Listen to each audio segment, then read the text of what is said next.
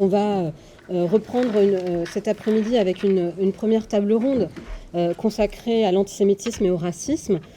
Une approche comparée, c'est le nom de cette table ronde. Donc avant de présenter nos invités, que je remercie d'ores et déjà d'avoir accepté de venir nous parler de leur spécialisation aujourd'hui, je voudrais vous dire quelques mots de la volonté qui anime en particulier ce panel à partir des discussions qu'on a pu avoir au sein du collectif. Donc en résumé, disons qu'il y avait trois questions, trois intérêts, trois volontés qui nous ont poussé à organiser cette table ronde. La première, c'était d'instruire vraiment au plus près des recherches en cours, sachant que les recherches qui portent pas seulement sur la diversité des racismes, mais sur leur articulation, sur leur comparaison possible, leur point d'articulation, sont assez jeunes. Donc, instruire au plus près de cette recherche qui est en cours, la question de savoir si l'antisémitisme est un racisme, si c'est autre chose, si c'est...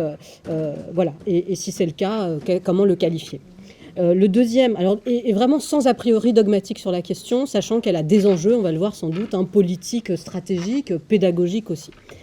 La deuxième chose, c'est d'instruire, de favoriser un savoir comparatiste, non seulement pour instruire la question que je viens de mentionner précédemment, mais aussi pour éviter une forme de bipolarisation dont on a parlé quand on a fait l'introduction du colloque, une bipolarisation dans la sphère militante, mais aussi dans la recherche, entre recherche sur l'antisémitisme, qui est assez restreinte, on l'a vu à travers différentes interventions, en tout cas pour ce qui est le cas de la France, et recherche par ailleurs sur les racismes. Donc, pour lutter contre cette bipolarisation, il nous a semblé que c'était important de faire dialoguer des spécialistes de différentes formes de racialisation entre eux. Et ce qui nous semble important aussi, c'est la troisième grande idée, c'est surtout, contre cette bipolarisation, n'occulter aucune forme, alors je ne sais pas si c'est possible, mais autant que faire se peut, n'occulter aucune forme de racisme aujourd'hui prégnante en France.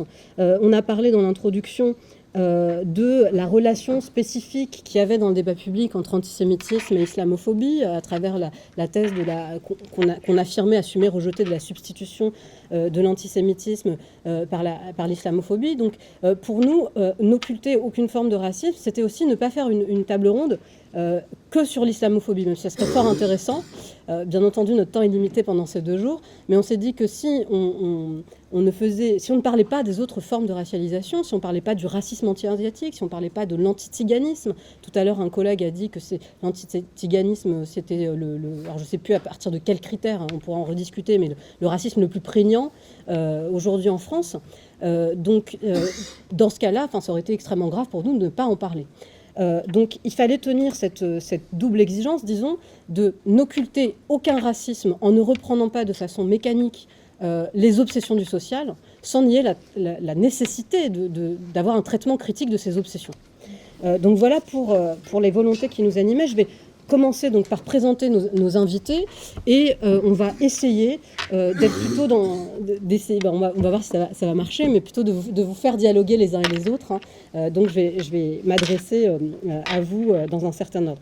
Alors je vais commencer par présenter William Hacker, qui est assis à ma droite, qui est juriste et militant pour le droit des gens du voyage, qui est membre de l'Association nationale des gens du voyage citoyens, créée en 1997, et qui a récemment publié « Où sont les gens du voyage ? Inventaire critique des aires d'accueil ». Et ce livre a reçu le prix de l'écologie politique. Nous avons le plaisir aussi d'accueillir Edith Bruder, qui est assise tout à ma droite, qui est sociologue, chargée de recherche au CNRS. Et ces recherches s'inscrivent alors, pardon, excusez-moi, je me suis trompée juste de ligne. Donc, vous êtes ethnologue et chercheuse au CNRS et à la School of Oriental and African Studies, SOAS, de l'Université de Londres. Alors, vous êtes spécialiste des judaïsmes subsahariens et des relations entre juifs et noirs. Et vos recherches actuelles portent essentiellement sur le philosémitisme en Asie du Sud. Donc vous avez publié Histoire des relations entre juifs et noirs de la Bible à Black Lives Matter, récemment chez Albin Michel en 2023. Et entre autres ouvrages notables, vous aviez aussi dirigé chez le même éditeur en 2020 un ouvrage collectif, Juifs d'ailleurs, diasporas oubliées, identité singulière. Donc on accueille aussi à ma gauche Jean-Frédéric Chaube, qui est vice-président de l'association Alarmée, dont on a parlé hier, et directeur de recherche à l'École des hautes études en sciences sociales. Il est historien moderniste et son travail porte sur les processus de changement intervenus dans les structures politiques de l'Europe occidentale à l'époque moderne, à partir en particulier du cas des pays ibériques. Il a travaillé sur les communautés juives de l'Orient hispanique du début du XVIIe siècle et sur l'histoire politique de la race. Donc ces deux derniers ouvrages sont Race et Histoire dans les sociétés occidentales, publié en 2021, et plus récemment un essai, Nous avons tous la même histoire, les défis de l'identité, en 2024 chez Odile Jacob. Alors, on accueille aussi Awas Zeniger. On le remercie. Alors, c'est pas indiqué sur le programme. Hamza Esmili ne peut pas être avec nous et Awas Zeniger a accepté de venir. Donc, Awas Zeniger est maître de conférence habilité à diriger les recherches en sciences politiques à Sciences Po Lyon. Et il a un intérêt soutenu de longue date pour l'islamisme et l'islam politique en contexte arabe et maghrébin, majoritairement musulmans. Et il a aussi travaillé simultanément, et c'est pour ça que vous dites que vous marchez sur vos deux jambes, et c'est très intéressant de vous avoir aujourd'hui. Vous avez travaillé depuis aussi longtemps sur l'islamophobie ou la musulmanophobie, hein, vous utilisez aussi ce terme, et vous avez publié La République autoritaire, Islam de France et illusion républicaine en 2022 chez Lormont. Alors je finis avec Ximeng Wang, à laquelle je vais m'adresser pour la première question.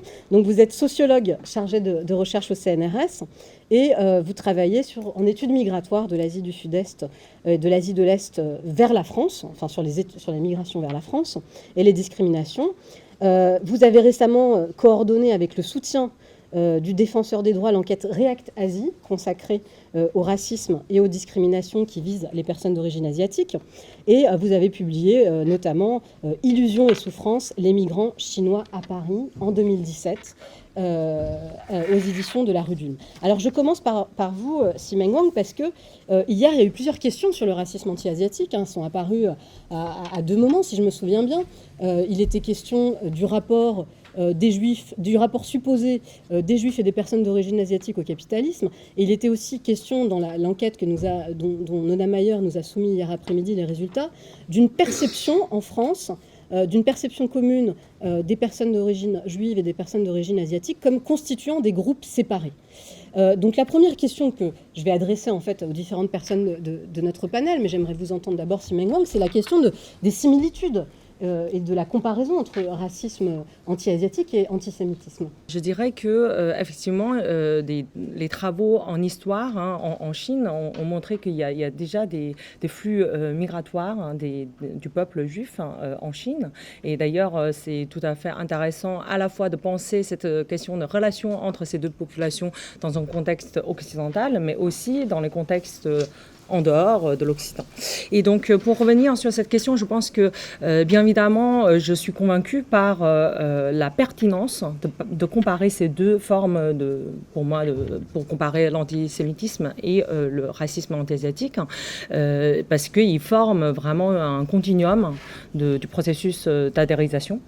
Finalement, qui s'appuie sur des idéologies ou bien des pratiques, au fond, de hiérarchisation sociale des groupes humains à partir du critère de l'origine ethnique ou de race.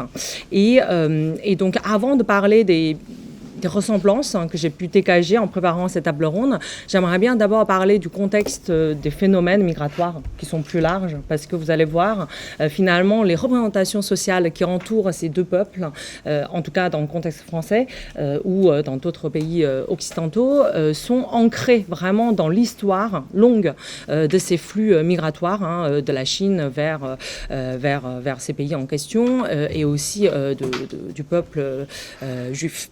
Et donc, il y a deux points que j'aimerais bien souligner. La première, c'est la longue histoire de ces flux migratoires. Et donc, dans les deux cas, il y a plus de 2000 ans de flux migratoires.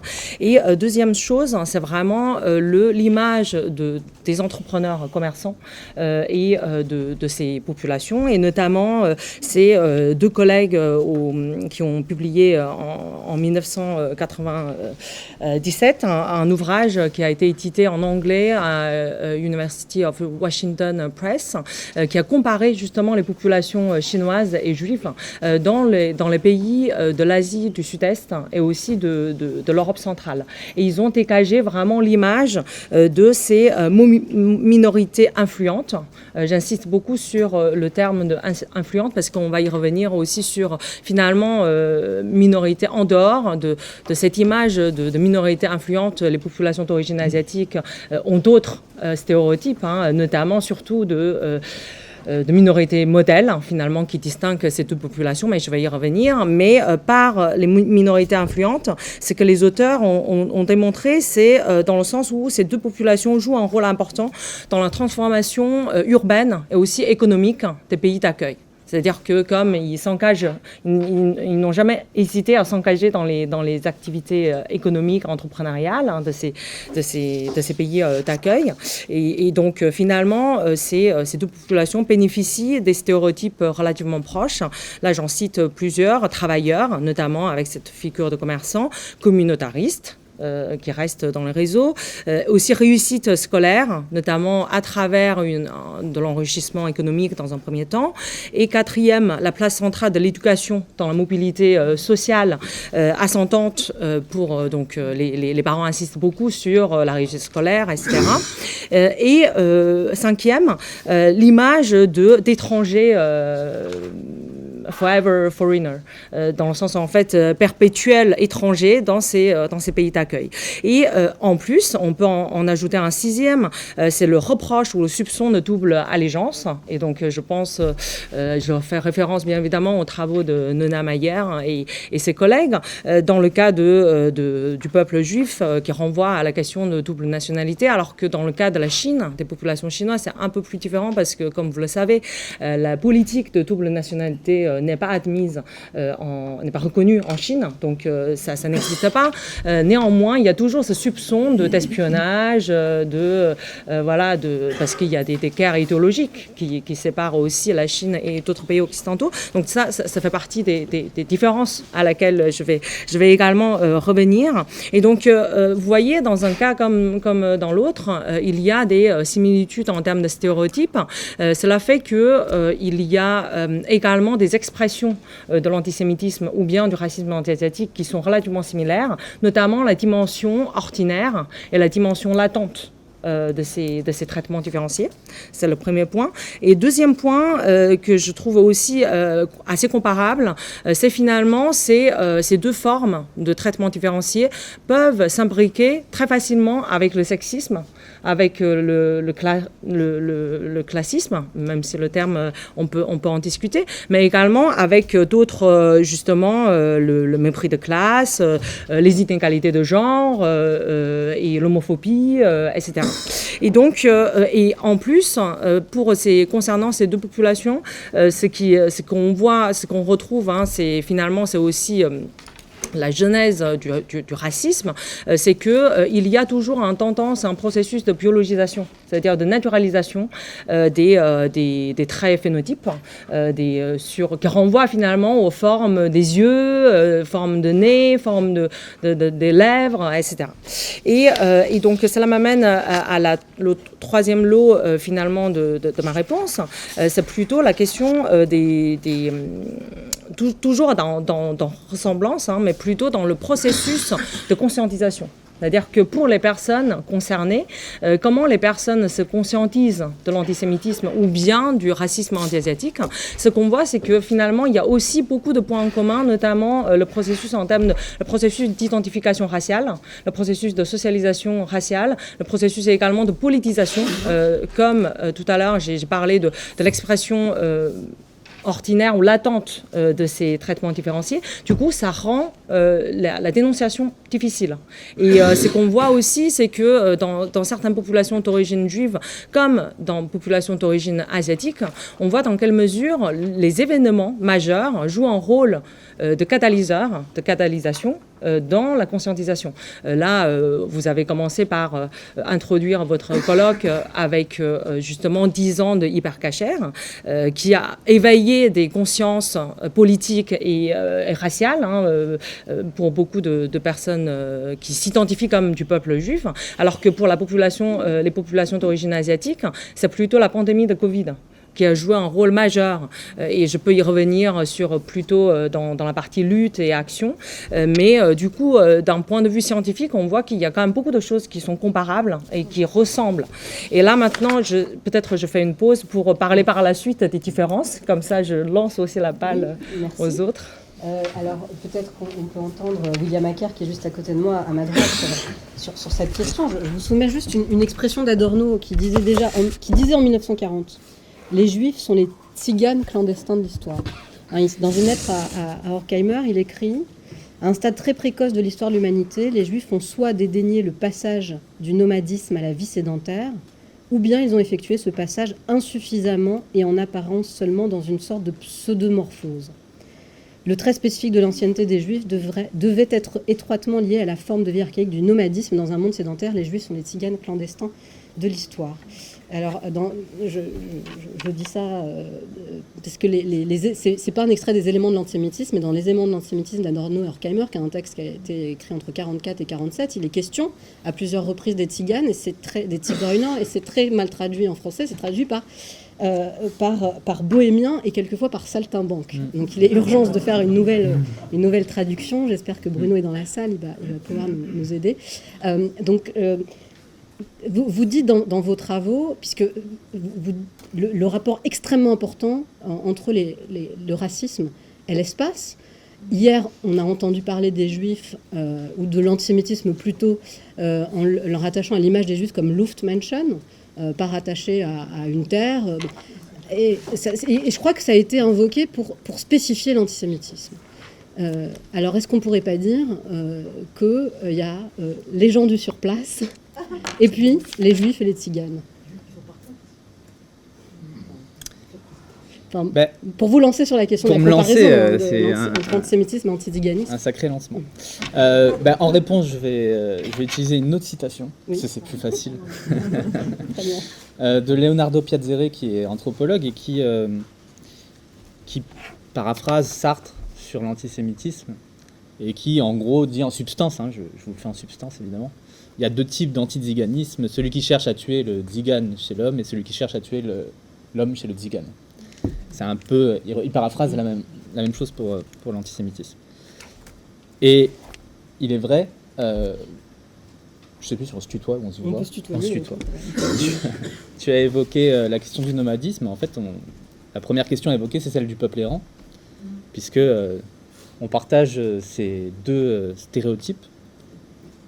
Et je dirais qu'ils conditionnent absolument tout ce qui suit.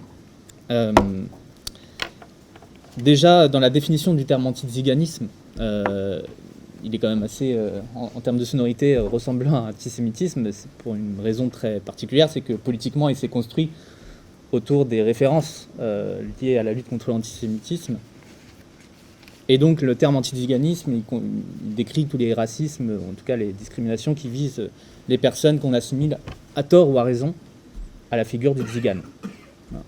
Et parfois c'est à tort, parfois c'est à raison, on peut les déployer là-dessus. Il y a évidemment une histoire commune, celle des persécutions raciales, celle du génocide, celle du statut d'indésirable aussi dans l'espace français. Et donc il y a une histoire commune, je dirais, de la mémoire également, puisque à l'issue de la Seconde Guerre mondiale, la mémoire des nomades et des tziganes, et peut-être que je vais faire un tout petit point sémantique juste après, eh bien, elle a été tant portée par les 10 nomades et 10 tziganes que par les 10 juifs, qui ont aussi porté cette mémoire-là, à l'image de Simone Weil, qui est une des premières personnalités politiques à avoir parlé du camp des tziganes d'Auschwitz-Birkenau, puisque le camp des femmes était situé juste en face du camp des tziganes à Birkenau. Donc, si on prend cette comparaison, ce parallèle historique, en fait, il y a un lien de filiation qui est assez évident entre les 2 racismes. déjà, quand on prend la question des stéréotypes et des mythes anti-tziganes, ce sont des stéréotypes et des mythes antisémites, mais dilués, je dirais, ou en tout cas atténués. Le tzigane est un peuple, vient d'un peuple, donc c'est une personne errante, il vient d'un peuple errant, il n'a pas de terre, il est de passage, et donc il est toujours suspect de par cela. Le tzigane est un voleur d'enfants. Il n'est pas sacrificateur d'enfants, il est voleur d'enfants. Le tzigane a des pouvoirs surnaturels. Il élimine de la main, il jette des sorts. Le tzigane est un empoisonneur. Il est aussi propagateur d'épidémies. Il est meurtrier, il est voleur, il est hors la loi. Et c'est des stéréotypes qui sont ancrés très très fortement dans l'esprit collectif. Je vous donne un exemple. Pendant l'épidémie de Covid, premier confinement, mon téléphone sonne. Des journalistes m'appellent et me demandent comment vont les gens du voyage. Et je me dis, mais c'est adorable. C'est la première fois qu'on me pose ces questions. Et en réalité, ils tournent autour du pot pendant toute la discussion, l'échange. Et à la fin, ils me disent, mais il n'y a pas un risque de propagation de l'épidémie. Et en fait, on voit à quel point c'est résurgent, tous ces phénomènes. Le voleur d'enfants. En 2013, dans une famille rome, en Grèce, on trouve une petite fille blonde. On trouve. En tout cas, les services sociaux trouvent. Et tout le monde s'interroge sur que fait cet enfant blond dans cette famille de Rome. Et donc, on retire l'enfant blond et on lance une enquête. La presse s'en empare et parle d'un ange blond retrouvé chez les Roms. Sous-entendu, les diables bruns. Hein. Et partout en Europe, on trouve des anges blonds. En Grande-Bretagne, en France... jusqu'au moment où on fait les tests ADN et on se rend compte que ce sont les enfants des Roms. Mais entre-temps, on a parlé de réseau international de Roms qui trafiquerait des enfants. Et tout de suite, on est rentré dans des dimensions complotistes. Et là, c'est aussi une des comparaisons entre les deux sphères, hein, antisémitisme, antiziganisme. C'est que là aussi, on a l'usage du complotisme sous une forme atténuée. Moi, je traîne souvent sur les blogs d'extrême droite, pas par plaisir, hein, mais parce que j'ai travaillé sur des projets liés au contenu de haine en ligne. Et je ne sais plus qui parlait ce matin des commentaires en réaction au contenu. Moi, je travaille beaucoup aussi sur les commentaires. Et sur les commentaires, on voit dans les blogs d'extrême droite et puis sur les publications d'extrême droite des commentaires très souvent qui reviennent sur le caractère d'outil des gens du voyage pour une élite juive qui tente d'imposer un modèle de société. Alors, par exemple, la loi Besson, qui est la loi qui impose la construction d'aires d'accueil aux villes de plus de 5000 habitants, fait l'objet d'un tas de fantasmes comme ça sur Internet, où on dit c'est une loi qui est tellement détestée par tout le monde que ça ne peut pas être possible qu'elle ait été votée par la représentation nationale comme ça. Il y a forcément une force derrière tout ça. Et très souvent dans les commentaires, on voit que les tziganes, donc, ou les Roms, ou les gens du voyage, sont des outils aux mains des Juifs, parce que un autre élément, alors pour le coup, qui différencie le tzigane du Juif, c'est son inculture, le fait qu'il ne soit pas lettré, et donc il ne peut pas avoir finalement un certain degré de complot, en tout cas. Il peut être objet du complot, il peut être outil du complot, mais il ne peut pas être penseur du complot, d'une certaine manière. Alors c'est intéressant de le voir aussi dans les dynamiques contemporaines, parce que il y a dans les dynamiques contemporaines des liens très très importants entre antiziganisme et antisémitisme. On a parlé du complotisme, mais il est important de prendre les deux de front, parce que il y a, par exemple, en matière de reconnaissance des mémoires et reconnaissance de la mémoire du génocide, des instrumentalisations politiques, évidemment, où on dit que le génocide des Tziganes ne serait pas reconnu puisqu'il a été écrasé médiatiquement par la présence de la mémoire du génocide de la Shoah. Ça revient très, très fréquemment. Et en même temps, il est vrai que ceux qui ont porté la question de la mémoire du génocide des Tziganes, c'est ce que je disais tout à l'heure, sont quand même beaucoup des personnalités juives. Donc il y a ce sujet qui est évidemment important. Les voyageurs aussi sont des personnes qui dissolvent quelque part la société, qui sont des intrus sur un territoire. Et vous parliez tout à l'heure de la question du racisme et de l'espace. moi je parle de racisme environnemental, dans le cas de la localisation des aires d'accueil des gens du voyage, mais il y a de multiples applications qu'on pourrait rapprocher de l'antiziganisme. Alors, de l'antisémitisme, pardon, ça peut peut-être paraître tiré par les cheveux, mais à l'issue de la guerre, en fait, à l'issue de l'internement des nomades pendant la Seconde Guerre mondiale, on a libéré les nomades en 1946, à l'été 1946, donc bien après la guerre, et on les libère non pas parce que la guerre est finie, on les libère parce que juridiquement on ne peut plus les garder. Et le ministère de l'Intérieur envoie une note télégrammée à l'ensemble des préfets en 1946, à l'été 1946, en leur disant, voilà, il va falloir continuer à profiter des résultats heureux de cet internement. C'est le terme, un résultat heureux. Et donc, le résultat heureux, c'est quoi? C'est la sédentarisation et le contrôle de ces populations qui étaient qualifiées depuis le 19e siècle de fléau des campagnes. Et donc, va se mettre en place une commission interministérielle en 1949 qui va rendre un rapport, le rapport Quérault, qui va préconiser des éléments de politique publique pour redresser les populations d'origine nomade. On venait juste de changer de sémantique. Hein. Pendant la guerre, on parlait de population de race nomade en France, et puis ensuite d'origine nomade. Et donc, cette politique publique de redressement des populations d'origine nomade, présentée par le rapport Quérault, c'est la loi Besson de 90, c'est-à-dire des espaces spécifiques aux nomades, puisqu'avant on ne parlait pas de gens du voyage, aux nomades, réservés aux nomades, à l'écart, surveillés, et où on appliquerait des politiques sociales qui viseraient à leur civilisation, de quelque sorte, c'est-à-dire à leur sédentarisation. Voilà. Et tout ça, en fait, ça répond d'une logique qui a été fondée sur la logique de l'indésirable avant et pendant la guerre, et qui, évidemment, est extrêmement proche de l'antisémitisme. Donc, en fait, il y a vraiment des perspectives très importantes. Et quand Jonas m'a proposé d'aborder ces deux sphères d'un point de vue comparé, autant vous dire que ça fait 3 mois que je ne dors pas, parce que c'est un puits sans fond. Voilà. Et effectivement, je pense qu'il y a de quoi faire un bouquin. Oui. Bon. Hein, Jonas? On va revenir, je l'espère, à la question des appellations, qui est aussi une question assez spécifique, je pense, pour l'antiziganisme. Mais avant cela, j'aimerais bien vous écouter, Edith Bruder. Il a été question de connivence.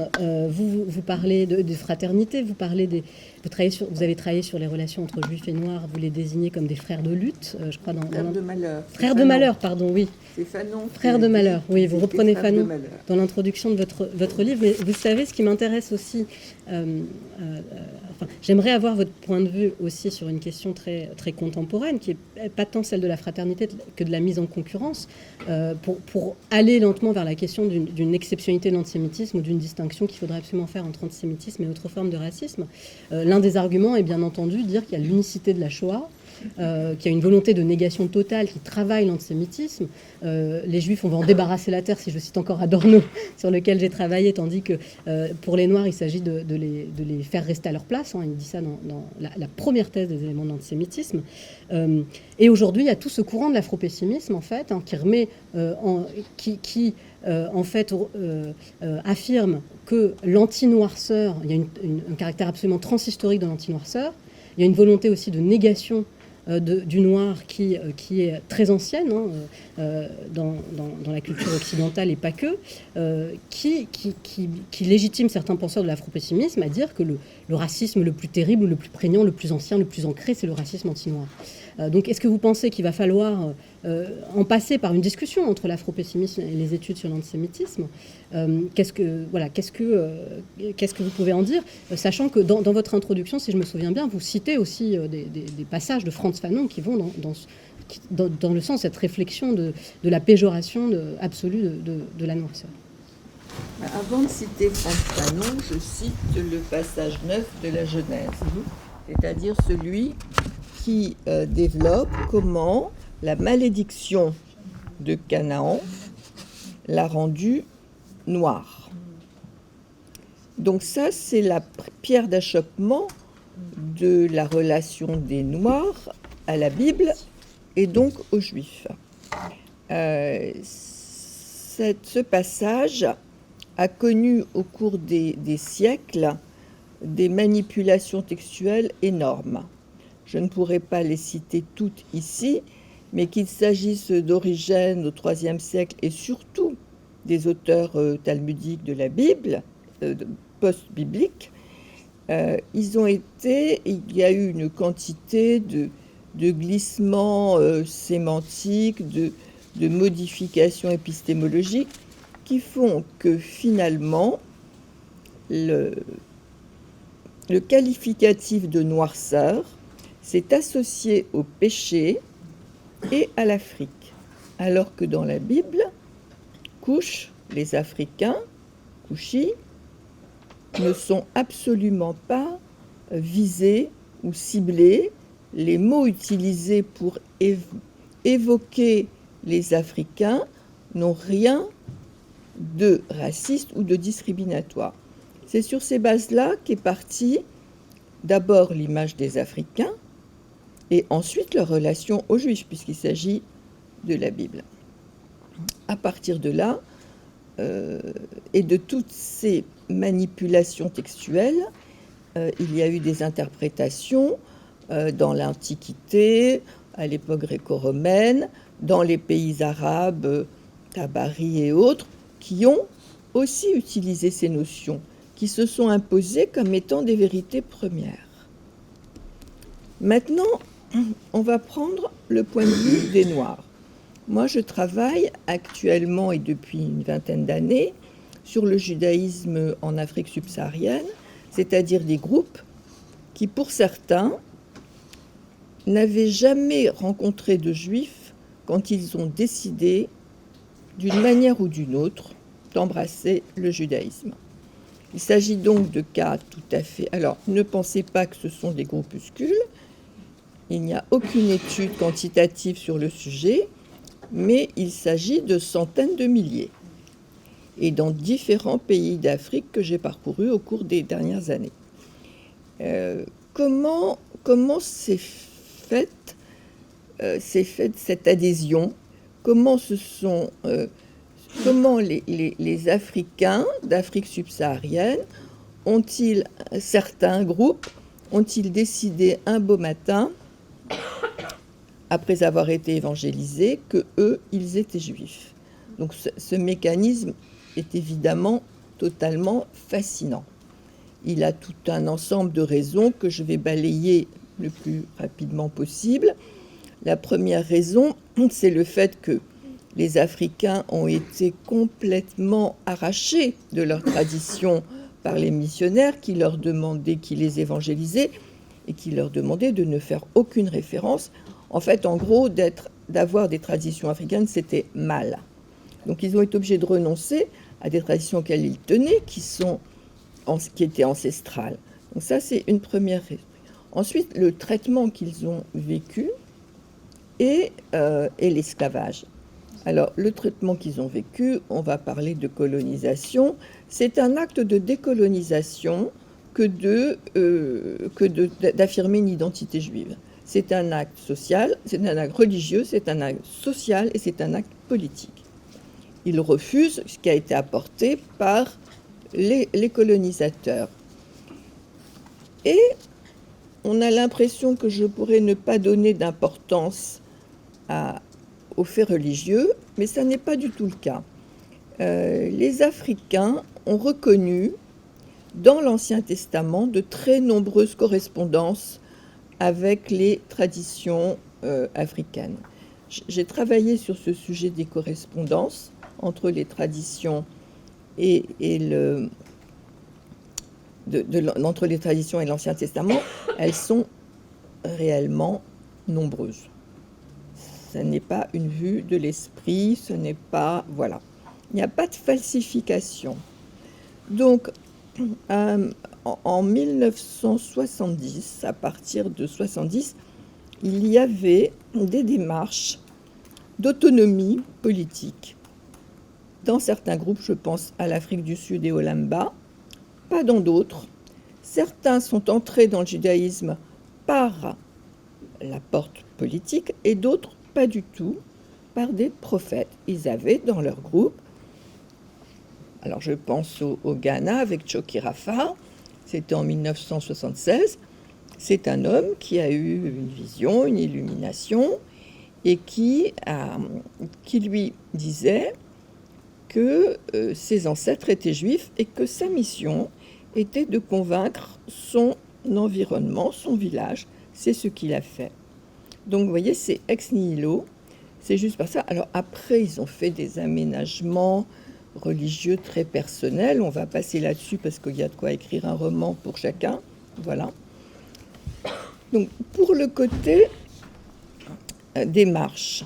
Maintenant, les Africains, je dois vous dire que la notion de noirceur leur est absolument indifférente quant à leur adhésion au judaïsme. Ça peut paraître étonnant, mais c'est le cas. Ils n'évoquent dans les interviews, il m'est arrivé de faire des questionnaires, cette notion ne les intéresse pas. Elle ne compte pas. Ce n'est pas le cas chez les Afro-Américains, où elle a beaucoup de sens, plus de sens, leur couleur de peau. En tout cas, moi, sur le terrain de l'Afrique, je n'en ai pas rencontré qui me disaient que leur noirceur était un handicap par rapport au judaïsme. Aucun problème à ce niveau-là. Mais vous m'avez dit qu'il fallait que j'arrête. J'aimerais entendre Awais Zeniguer à la fois sur la question générale, de distinction ou des comparaisons possibles entre islamophobie et antisémitisme, mais aussi, puisque vous avez dit que vous travaillez bien sur vos deux jambes, pourquoi est-ce que c'est particulièrement important pour vous?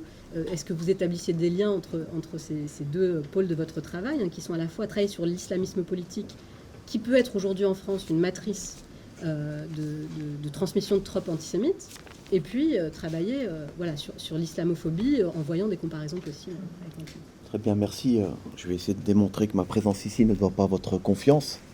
Donc je vous remercie, puisque c'est vrai que j'ai accepté au pied levé de remplacer Hamza Ismaili, mais je suis malgré tout très heureux d'être là. J'aimerais peut-être apporter une précision sur ma présentation et faire le lien entre les trois ordres de réalité, c'est-à-dire... pardon, c'est ma timidité. Je vais essayer de faire un lien entre les trois ordres de réalité, entre islamisme et antisémitisme, mais je voudrais lever une hypothèque, malgré tout. Je ne me considère pas comme spécialiste de l'islamophobie. Je m'y suis intéressé, et quand on travaille sur les rapports entre islam et politique, il est difficile de passer à côté. Et donc, j'ai, de manière circonstancielle, fait quelques critiques, des critiques qui avaient été formulées par Fred Holliday dès 1999 sur les risques afférents à l'essentialisation qui peut couver derrière l'usage du terme islamophobie, mais on peut en donner peut-être deux définitions liminaires avant d'aller un peu plus loin et de vous dire comment est-ce que je travaille sur ces trois ordres de réalité. D'abord, c'est une essentialisation négative de l'appartenance réelle ou supposée à l'islam. La deuxième définition que j'en donnerai, c'est que dès lors que vous êtes identifié, que vous avez déclaré que vous êtes musulman dans l'espace public, tout ce que vous ferez ou vous direz sera justiciable de cette appartenance, quel que soit votre mode d'identification à l'islam. Et troisième élément, ce qui me permettra de faire un sort, peut-être pas définitif, mais un sort particulier à cette idée que l'islamophobie aurait été introduite par les islamistes. Alors, de ce point de vue, Abdelali Hadjat et Marwan Mohamed ont fait un travail remarquable pour démontrer qu'en réalité, en Perse, il n'y avait pas d'équivalent, c'est plutôt tardif. J'ai fait une découverte récente, grâce justement à ces deux jambes, à partir d'un site remarquable qui est le site Doha Dictionary, c'est-à-dire une collaboration entre l'université de Doha et le département d'arabe de Lyon 2, et j'ai découvert que islamophobie en arabe a été introduit par un certain Abdelmohsin Hilal, saoudien expatrié aux États-Unis, qui a fait des études d'économie en 1995 dans une revue saoudienne en arabe parlant d'islamophobie, à partir de l'anglais. Donc l'usage de l'anglais islamophobia qui remonterait au 19e siècle, 1888. C'est ce qui apparaît à partir de cette recherche sur la langue arabe. Et plus intéressant, c'est qu'Abdelmohsin Hilal est un nationaliste saoudien. Il n'a rien à voir avec l'islamisme. Donc lui, il introduit et donne cette définition de mémoire, c'est le fait d'avoir peur de l'islam, tout simplement. Il ne s'agit pas de l'affecter d'un coefficient militant outre mesure. Donc ça permet de sortir de cette idée que ceux qui lutteraient contre l'islamophobie seraient des islamistes cachés. Je lisais ce matin même, il m'arrive de le faire régulièrement, Le Figaro, et l'une de nos collègues, que je ne citerai pas, explique que la lutte contre l'islamophobie est un djihad défensif. Rien que ça. Je ferme la parenthèse. Maintenant, qu'est-ce qui peut être intéressant par rapport à l'antisémitisme? J'ai, dans le cadre d'un postdoc réalisé à la Fondation pour la mémoire de la Shoah en 2013-2014, réalisé une étude sur la circulation des clichés ou des préjugés antisémites dans la littérature arabophone, d'idéologues dits islamistes. Alors, quelle définition peut-on en donner? L'islamisme, c'est un intégralisme qui s'inscrit dans l'héritage du fondateur des Frères musulmans, Hassan al-Banna, en 1928. Mais attention au glissement possible, et c'est là où le comparatisme est intéressant, c'est qu'il ne faut jamais considérer l'islamisme d'aujourd'hui comme l'islamisme d'hier et l'islamisme d'ici comme l'islamisme de là-bas. C'est-à-dire qu'on a cette tendance en France à faire comme si l'islamisme, moi j'en parle et je n'ai pas de difficulté à en parler en France, c'est plutôt une inscription, une dimension néo-frères musulmans. C'est-à-dire que les acteurs sont les héritiers de cette idéologie matricielle qui est née au cours de la première moitié du XXe siècle, mais ce qu'ils disent aujourd'hui, ils pouvaient ne pas le dire hier. Par exemple, l'adoption de la laïcité. C'est un principe totalement étranger aux idéologues islamistes, en contexte majoritairement musulman. Les acteurs musulmans s'inscrivant dans cet héritage ne veulent pas le califat, contrairement à ce qu'a dit un haut responsable des renseignements territoriaux récemment, qui explique que les islamistes en France veulent instaurer le califat. Rien que ça. Alors, petite parenthèse, les islamistes en contexte majoritairement musulman, au Maroc, qui est un terrain dont je suis familier, ont renoncé à l'utopie califale depuis la fin des années 90. Et c'est Abdelillah Ben Kiran, qui a été Premier ministre marocain, qui est secrétaire général du PJD, qui le dit explicitement dans un ouvrage édité en arabe en 1999. Donc l'hypothèse simple, c'est que si les islamistes ont renoncé au califat en contexte majoritairement musulman, alors a fortiori, il y a très peu de chances que les musulmans s'inscrivant dans cet héritage frériste souhaitent instaurer ce califat. Alors l'antisémitisme, effectivement, il circule dans le discours islamiste.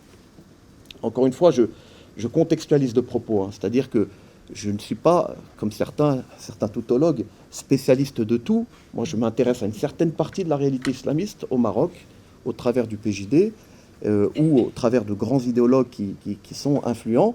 Et effectivement, il y a chez ces idéologues une réinstauration qui n'est pas unanimement partagée, par exemple, des protocoles des sages de Sion. Il faut savoir qu'il y a un débat interne aux islamistes. Certains estiment que c'est contre-productif et qu'il ne faut pas introduire ce type de faux antisémites dans le discours. D'autres maintiennent coûte que coûte ces tropes. Donc ce n'est pas une invention arabe ou islamiste.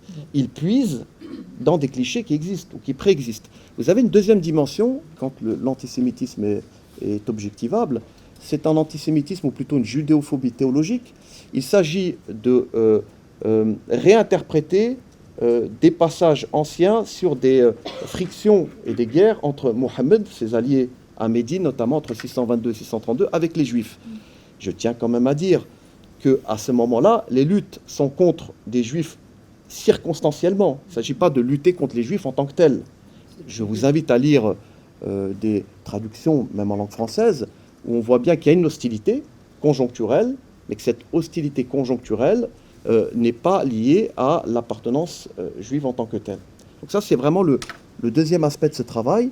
Le troisième aspect, c'est, et là je réponds plus directement à votre question, je vous en remercie, ou à ta question, ce sont les analogies. Les analogies ne sont pas des similitudes stricto sensu. Je préfère ce terme, cela permet d'introduire un peu de jeu. Je préfère également, c'est une préférence et j'essaye de l'objectiver, je préfère au terme islamophobie que je peux utiliser. Je l'utilise. Parfois, les discours sont clairement islamophobes, et on peut le dire, ou des personnes sont islamophobes parce qu'il y a une récurrence du discours islamophobe. Mais pour éviter de qualifier un peu vite des discours, des comportements ou des comportements d'État d'islamophobes, je préfère l'expression culture du soupçon ou logique du soupçon. que je développe dans La République autoritaire. Vous avez eu la gentillesse de citer cet ouvrage. Qu'est-ce qui préside à la logique de soupçon concernant les musulmans? D'abord, ce qui est peut-être inquiétant, c'est que ce sont des acteurs étatiques de premier plan qui tiennent ce discours à l'égard des musulmans. Il y a donc, dans un certain nombre de discours, on n'a pas le temps malheureusement, mais j'avais préparé comme un bon élève un certain nombre de choses, je vous en ferai grâce. Je peux objectiver ce que je vais dire, mais vous pouvez me croire sur parole, a priori. Le discours de haut représentant d'État qui consiste en une présomption de culpabilité. En fait, ce n'est plus à l'État de prouver la culpabilité des musulmans, mais aux musulmans de faire la preuve de leur innocence. Ça, c'est très frappant. Il y a quelque chose, moi, qui m'a frappé dans l'opuscule rédigé par Gérald Darmanin alors qu'il était ministre de l'Intérieur contre le séparatisme islamiste et pour la laïcité. Il fait un rapprochement douteux, c'est le moins qu'on puisse dire, hein, pour être plus sévère, entre la convocation du Grand Sanhédrin en 1807 et la situation des musulmans d'aujourd'hui. Il y a deux choses dans ce discours. Comme si ce qui a été fait hier était bien, et comme ça a été bien, il faudrait le refaire avec les musulmans, mais après 1905, c'est-à-dire en 2020. Ça, c'est un discours qui est, je dirais, de la plume d'un haut représentant d'État. Avant cet opuscule, vous avez le discours des Mureaux du 2 octobre 2020, sur le séparatisme islamiste, qui emprunte à des formes conspirationnistes ou conspiratoires. Cette idée que l'islamisme serait tapis dans l'ombre, qu'il serait hégémonique parmi les musulmans, je n'en ai pas parlé, mais parmi ce qu'on peut repérer comme étant des accents islamophobes, c'est l'idée que les islamistes seraient hégémoniques dans le champ islamique national et que les musulmans passifs ploieraient sous le joug de cet islamisme hégémonique. Et donc, ça facilite ce discours consistant à mettre à l'index les musulmans de France. Un nouvel exemple empirique qui montre qu'on peut trouver des analogies, la charte pour les principes de l'islam de France, qui a été adoptée par le CFCM, le CFCM, qui existe toujours, mais qui, selon Emmanuel Macron, n'existerait plus. Il y a aussi là quelque chose de tout à fait intéressant sur lequel je vais revenir. Le CFCM a porté la charte pour les principes de l'islam de France, qui est accessible sur Internet et qui est symboliquement exorbitante. C'est-à-dire qu'on demande aux musulmans de dire qu'ils ne condamneront pas quelqu'un pour apostasie, comme si les musulmans pratiquaient la peine d'apostasie contre ceux qui quitteraient l'islam. Donc, ça a été porté par l'Élysée, ça a été soutenu par le ministère de l'Intérieur, et quelques temps après, donc il y a aussi une forme de mépris, Emmanuel Macron annonçait, sans qu'il n'en ait la compétence, la dissolution du CFCM. Vous voyez, un coup symbolique, parce qu'il a fallu justifier cette charte auprès des musulmans de France. Certains ont été heurtés. La loi commune suffit. Pourquoi y aurait-il un droit parallèle, presque un droit parallèle avec cette charte? Et que par ailleurs, malgré les efforts consentis par les musulmans, Emmanuel Macron décide unilatéralement de la dissolution, qu'il ne peut pas prononcer, du CFCM. Un ouvrage a été pour moi capital dans des comparaisons, dans ces analogies, que j'essaie d'élaborer, de nourrir dans cet ouvrage La République autoritaire. C'est bien sûr l'ouvrage de Pierre Birnbaum, La République et le cochon, et sur le mythe de la République juive, où effectivement, et ça a été dit par mes collègues précédemment, il y a cette idée finalement que le voile aurait potentiellement un lien avec le terrorisme. Je rappelle quand même qu'après tant d'années d'enquête et d'études, on sait bien que les femmes musulmanes portent pour de multiples raisons le voile, et on continue de laisser penser que le voile aurait à voir avec le radicalisme. Je vous donne là encore deux exemples, et puis je m'arrêterai, peut-être devrais-je m'arrêter. En 2016, quand il y a eu ces terribles attentats de Nice, 14 juillet 2016, Manuel Valls, qui était Premier ministre, a fait un lien entre le burkini sur les plages de France et les auteurs des attentats de Nice.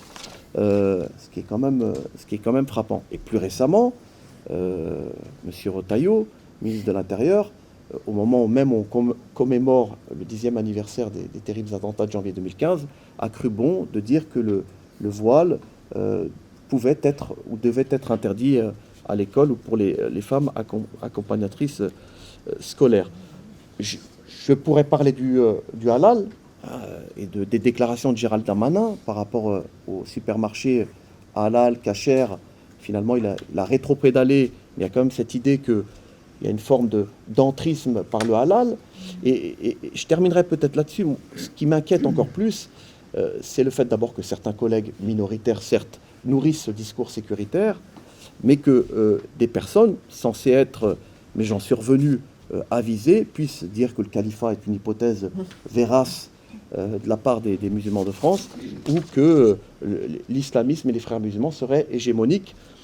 Vous prenez les chiffres simplement comme indice. L'Union des démocrates musulmans de France, d'abord, il faudrait prouver qu'ils sont islamistes. Je n'en suis pas sûr. Mais quand vous prenez les résultats aux élections de l'UDMF, c'est 0,00. Donc si les islamistes étaient si hégémoniques qu'on le pense, on aurait des raisons objectives de s'en inquiéter. Or, ce n'est pas le cas. Et donc, les raisons sont probablement à chercher ailleurs, peut-être dans cette perception de l'exégénéité de l'islam, cette idée que l'islam est perçu encore comme une religion étrangère, et que quand les musulmans font preuve de légalisme, on va aller les chercher sur la question du conservatisme, comme si le libéralisme culturel et religieux n'était plus une option, mais une obligation, en particulier pour les musulmans. Merci beaucoup. On accueille aussi à ma gauche Jean-Frédéric Chaube. Vous êtes à la fois un historien moderniste, vous avez publié un ouvrage majeur, incontournable, Race et histoire dans les sociétés occidentales, je le disais tout à l'heure, et vous êtes aussi vice-président de l'association à l'armée. Et donc je pense que c'est avec cette double casquette, vous pouvez aussi faire la transition, à la fois nous parler, disons, dans votre travail scientifique, des distinctions importantes entre antisémitisme et autres formes de racisme, mais aussi l'intérêt du point de vue stratégique et pédagogique de maintenir cette distinction qui apparaît dans le nom de votre association. Alors, oui, le fait d'être historien et en plus pas historien du contemporain fait que la manière dont je peux m'exprimer devant vous peut avoir un côté un peu déflationniste. Ce que je veux dire par là, c'est que l'usage des concepts de race et de racisme dans l'enquête historique s'écarte très sensiblement de l'usage de ces deux termes dans la langue quotidienne. Dans la langue quotidienne, l'expression « racisme sans race » en est la pierre de touche. Le terme de racisme est une manière emphatique de désigner une antipathie. On a pu parler de racisme anti-jeune, de racisme anti-vieux, de racisme anti-ceci, anti-cela, etc. Et alors, le vrai problème, c'est d'arriver à discriminer dans les usages du langage ce qui relève simplement de l'emphase verbale pour des raisons militantes parfaitement acceptables, et ce qui relève du mécanisme par lequel, spécifique, en général élaboré, qui est le propre des processus de racialisation, qui ne sont pas simplement des manifestations d'antipathie. De toute façon, les sociétés sont faites d'antipathie, quelle qu'elle soit. Si les sociétés est faite de gens qui s'aimaient mutuellement les uns les autres de façon générale, ça se saurait. Donc l'antipathie est quelque chose qui est inhérent à la vie sociale et qui n'a pas à être culpabilisé en tant que tel, ou pas nécessairement en tout cas. Le problème qui se pose, il est double. C'est-à-dire que d'un côté, j'aurais tendance à vous dire qu'une antipathie immédiate d'un collectif à l'égard d'un autre collectif sur une base idéologique, sur une base spirituelle, sur une base de conflit d'intérêts, sur la capacité qu'aurait un collectif de faire pression sur les salaires au détriment d'un autre collectif, etc. etc. Je dis, petite parenthèse, 37% des Chiliens votent Pinochet aujourd'hui. 37%, ça veut dire qu'on vote Pinochet dans toutes les classes sociales du Chili et dans tous les groupes ethniques du Chili, on vote Pinochet. D'accord ? C'est ça que ça veut dire. Pourquoi est-ce qu'on vote Pinochet à 37% aujourd'hui au Chili ? C'est parce que sont arrivés des Vénézuéliens. Et les Vénézuéliens ont la même langue, la même religion, la même culture fondamentale que les Chiliens. Simplement, leur présence au Chili fait baisser les salaires. Voilà.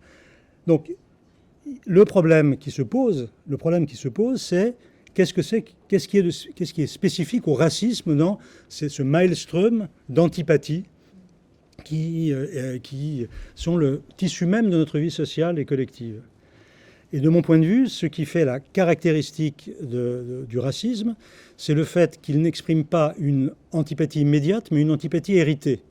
Autrement dit, que les traits qui sont reprochés à ceux auxquels on veut du mal ne sont pas leurs traits immédiats, mais sont les traits dont ils héritent. Autrement dit, alors on pourrait prendre des tas d'exemples, même lorsque dans un pays qui a été un pays esclavagiste, l'abolition a été conduite, le stigmate de l'origine esclave continue d'affecter les descendants d'esclaves. Bon. Et en ce sens, quand il y a une discrimination statutaire entre libre et non libre, elle est odieuse, mais elle ne relève pas de la race, ou pas nécessairement de la race. En revanche, quand les descendants des esclaves sont considérés comme étant pas tout à fait libres alors qu'ils le sont pleinement, il y a quelque chose qui relève du racisme. Alors, en ce sens, le cas des Juifs a ceci de particulièrement intéressant pour les gens qui travaillent sur le racisme, qui est qu'on a l'expérience du fait que la conversion des Juifs à autre chose n'efface jamais ou n'efface pas complètement, tout dépend des cas historiques évidemment, le fait qu'ils continuent à être vus comme des Juifs, même s'ils communient chaque dimanche à l'Eucharistie de notre Seigneur. Voilà. Et donc, sur ce plan-là, la question juive est une question qui intéresse forcément, me semble-t-il, toute personne qui réfléchit en historien sur la question de la race ou la question du racisme, nécessairement. En prenant le problème exactement à l'inverse sur le plan logique, il serait totalement aberrant d'exclure les Juifs du champ d'application de l'étude de la race. Parce que penser que la haine contre les Juifs ne relève pas du racisme, mais d'autre chose, viendrait à dire par effet logique ou effet analogique que le Troisième Reich n'est pas raciste. C'est aussi simple que ça.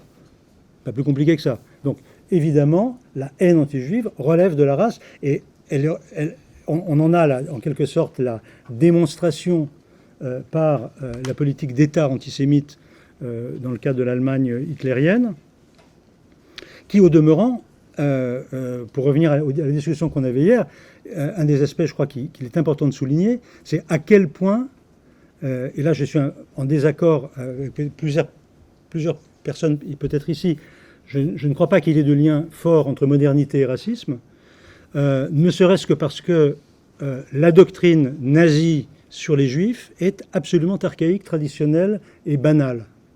Ce qui est ultra-moderne dans le nazisme, c'est la chambre à gaz. C'est la fabrication d'usines de mort. Ça, c'est absolument moderne. C'est la méthode qui est moderne. La doctrine est absolument traditionnelle.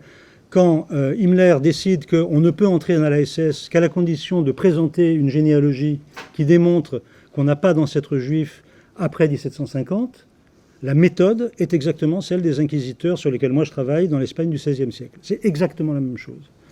En ce sens, l'hitlérisme n'apporte rien à la modernité et n'est pas un enfant de la modernité en ce sens. Ce qui est, encore une fois, ce qui est vraiment moderne, c'est la mise à mort. C'est la méthode de mise à mort qui, elle, est moderne. Enfin, c'est du taylorisme, tout simplement. Bon.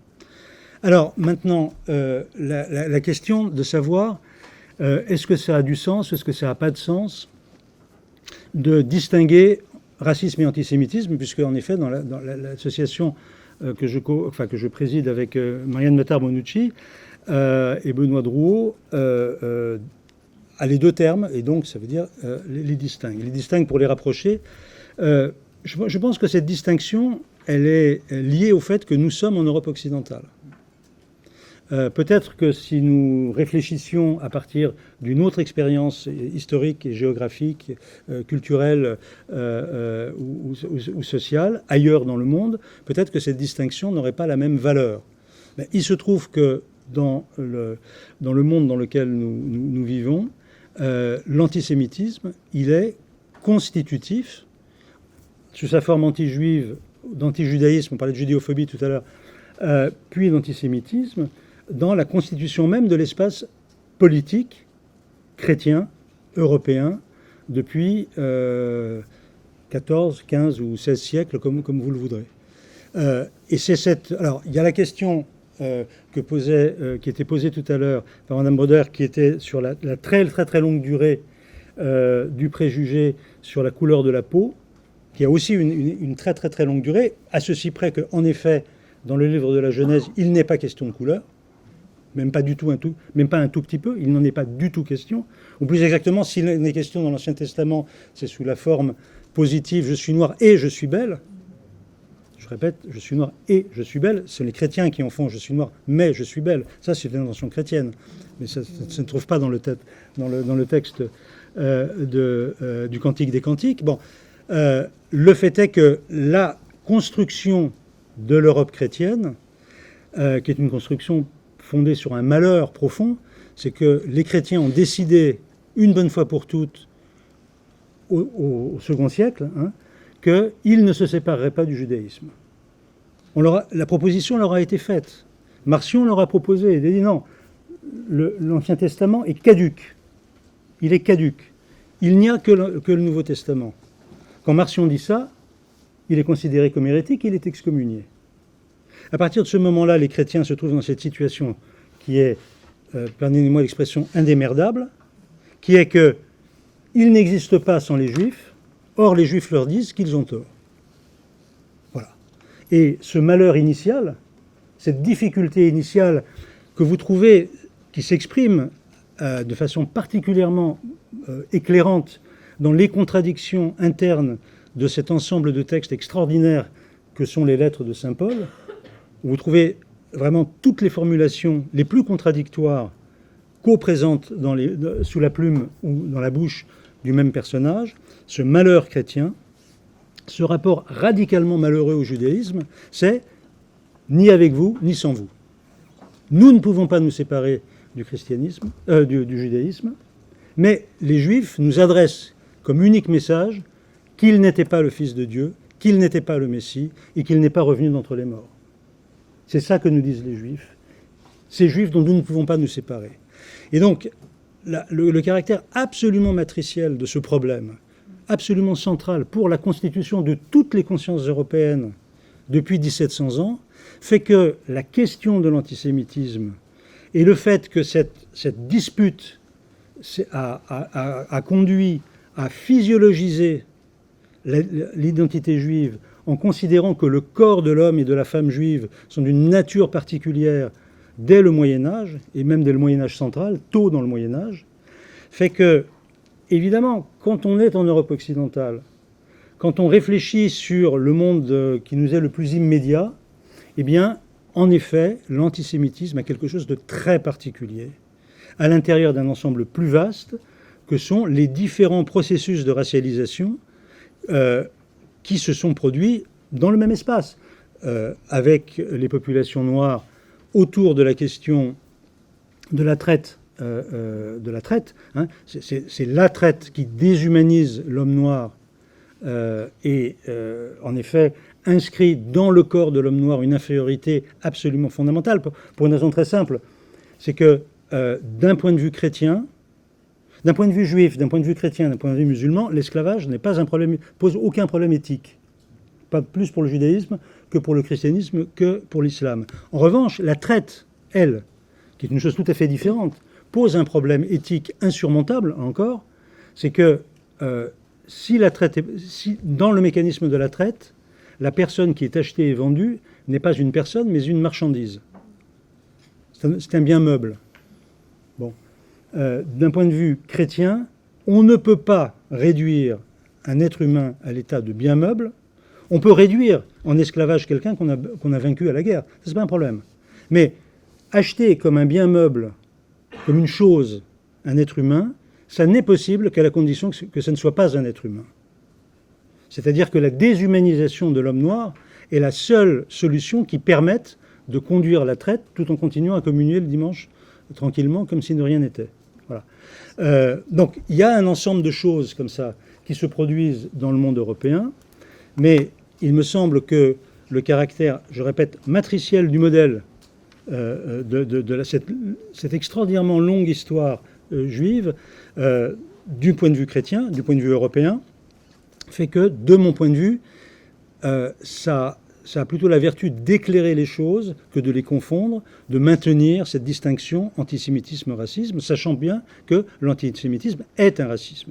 Je ne sais pas si je vous ai répondu. Si, absolument. D'ailleurs, je vous remercie pour à la fois cette montée en généralité, cette respécification de la notion de racisme, oui. comme altérisation biologique des traits somatiques hérités qui sert de prétexte au Exactement. privilège, si je fais un petit mélange entre une définition de Guillaumin et d'Albert Memmi, qui me permet aussi de... Alors du coup, comme il ne nous reste pas beaucoup de temps, de poser un peu... voilà, vous poser à vous tous les deux dernières questions ensemble que je voulais vous poser. Si on veut vraiment maintenir une demi-heure de discussion avec le public, ce serait pas mal. Mais les deux autres grandes questions que je voulais vous poser, c'était de savoir quelles sont les catégories. Là, vous avez rappelé la signification, disons, de sciences humaines, d'histoire, du racisme. Quelles sont les autres catégories peut-être plus générales que vous utilisez pour désigner d'autres formes d'altérisation, ou est-ce que vous trouvez plus compréhensible de maintenir le racisme comme une catégorie de l'antipathie ou de l'hétérophobie, dirait Albert Memmi, ou encore on pourrait dire de la xénophobie, donc voilà, de se servir de la différence en général comme prétexte. Est-ce que pour l'altérisation culturelle, religieuse, ça vous semble pertinent de parler de racisme? Bref, une question sur les catégories épistémologiques. Et puis l'autre grande question que je voulais vous poser, certaines d'entre vous ont une expérience académique à l'étranger. On a pas mal critiqué depuis 2 jours ce qui pouvait se faire en France en matière de recherche sur l'antisémitisme.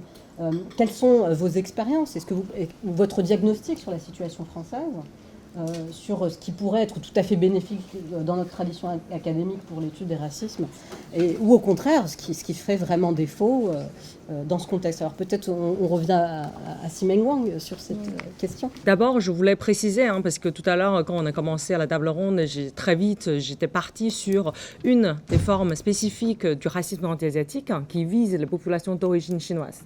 Alors que, bien évidemment, quand on parle du racisme anti-asiatique, il faut garder en tête que même si les populations en provenance de l'Asie de l'Est et du Sud-Est vivent des processus relativement similaires de racialisation, mais il y a quand même beaucoup de diversité. Dans le sens où, en fait, une femme japonaise ne vit pas de la même façon le racisme anti-asiatique en France par rapport à une personne une femme d'origine vietnamienne ou chinoise, etc. Donc, tout à l'heure, tout ce que je vous ai partagé comme ressemblance repose plutôt des comparaisons entre l'antisémitisme et le racisme anti-asiatique visant spécifiquement les personnes en provenance de la Chine, parce que ça reste les plus comparables.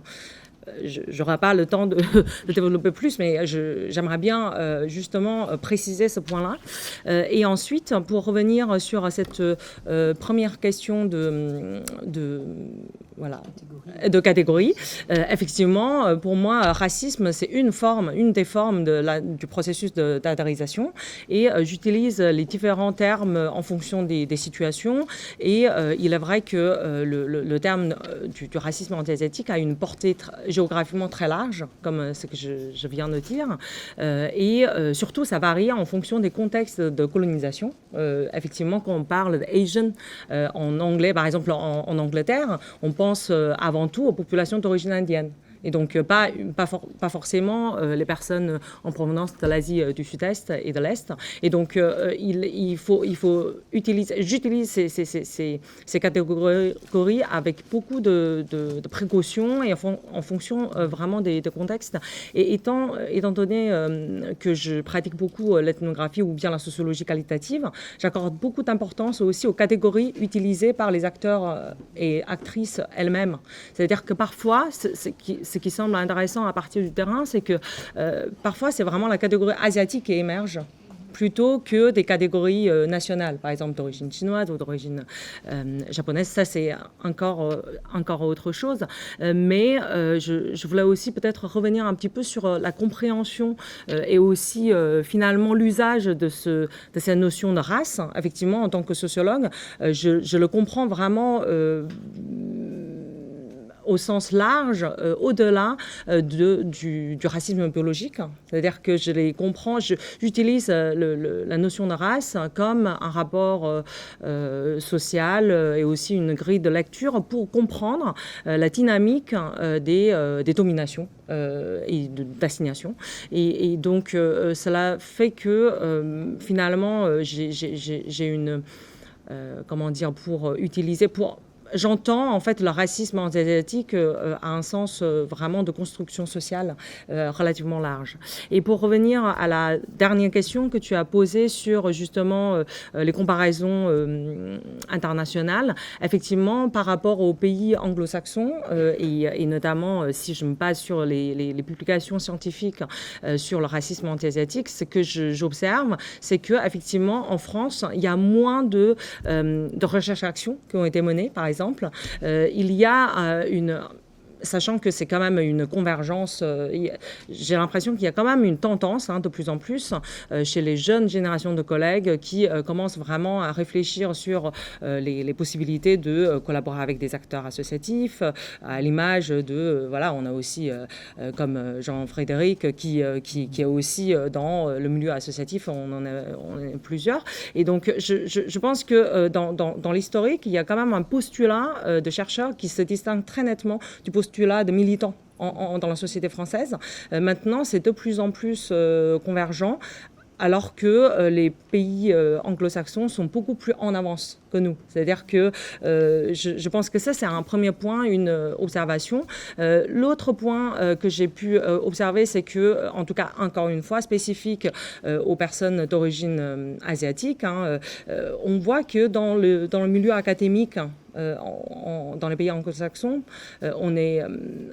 finalement, il y a beaucoup plus de chercheurs racisés que la France. Quand on regarde en France combien de collègues qui ont une origine étrangère ou ethnique en milieu scientifique, qui occupent des postures, des postes permanents, on est relativement peu nombreux.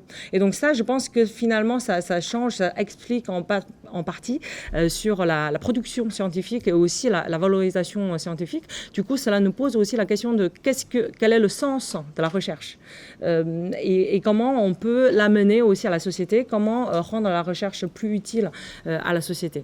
Et donc ça, je pense que c'est vraiment les deux points sur lesquels on pourrait peut-être aussi en discuter.